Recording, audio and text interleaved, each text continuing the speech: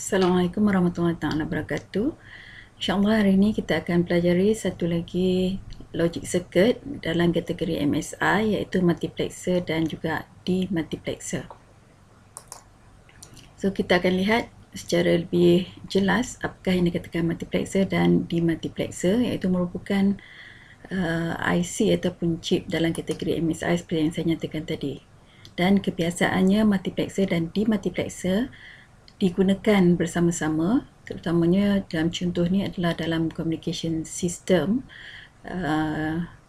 apabila kita menghantar data dari satu tempat kepada tempat yang lain, yang mana kita punya beberapa masukan, tapi kita hanya ada satu line, jadi beberapa masukan kepada satu keluaran, satu masukan kepada beberapa keluaran.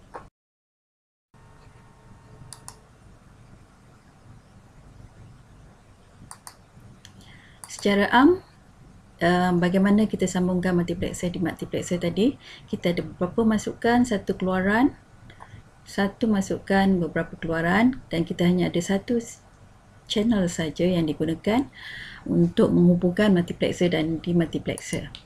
Jadi kedua multiplexer dan demultiplexer ni perlu disynchronize supaya data yang dihantar adalah sama di bahagian masukan dan juga di bahagian keluaran. Multiplexer juga dikenali sebagai N-to-1 encoder. Okey. Ini rajah menunjukkan multiplexer 4 kepada 1 yang dihubungkan kepada demultiplexer 1 kepada 4. Dan cara kita synchronize ialah kita punya select line di bahagian bawah, S0, S1, disambungkan kepada dua bahagian, multiplexer dan juga demultiplexer, supaya synchronization dapat dilakukan.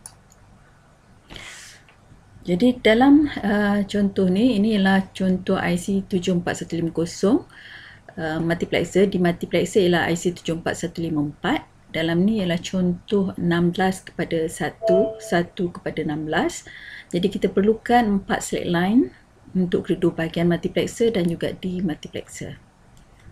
Okey, jadi kita lihat multiplexer secara dia merupakan seperti Swiss logic yang menggabungkan beberapa lita logik.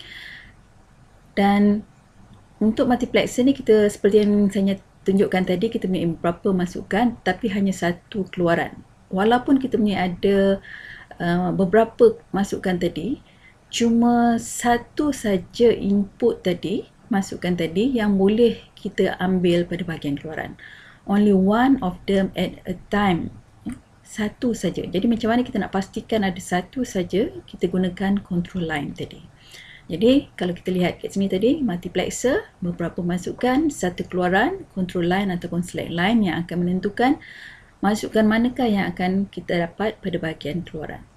Jadi secara multiplexer ni, nama dia ialah maksudnya many into one, many input kepada one output. Jadi ini gambaran dia. Ini satu lagi block diagram biasa digunakan untuk menggambarkan multiplexer ataupun short form dia MUX.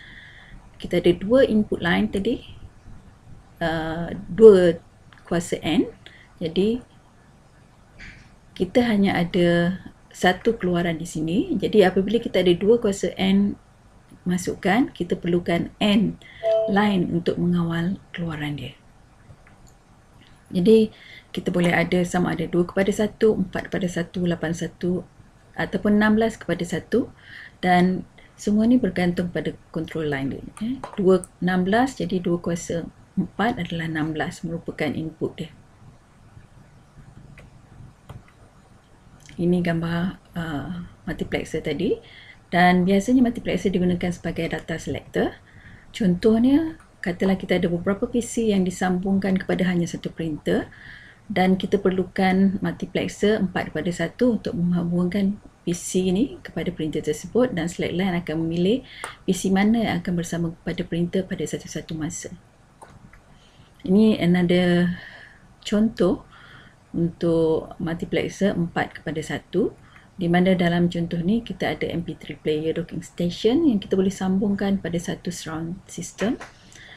Dan kalau kita ada satu lagi laptop ataupun sound card yang kita nak sambung juga pada surround system tadi, ataupun kita ada digital satellite, dan kita ada juga digital cable TV. Semuanya kita nak sambungkan pada satu PA system. Okay. Jadi kita ada beberapa sumber, iaitu MP3 tadi. Okay. Dan kita hanya ada satu single keluaran, iaitu kita punya sound system tadi. Okay. Jadi macam mana kita nak pilih ni bergantung pada slackline.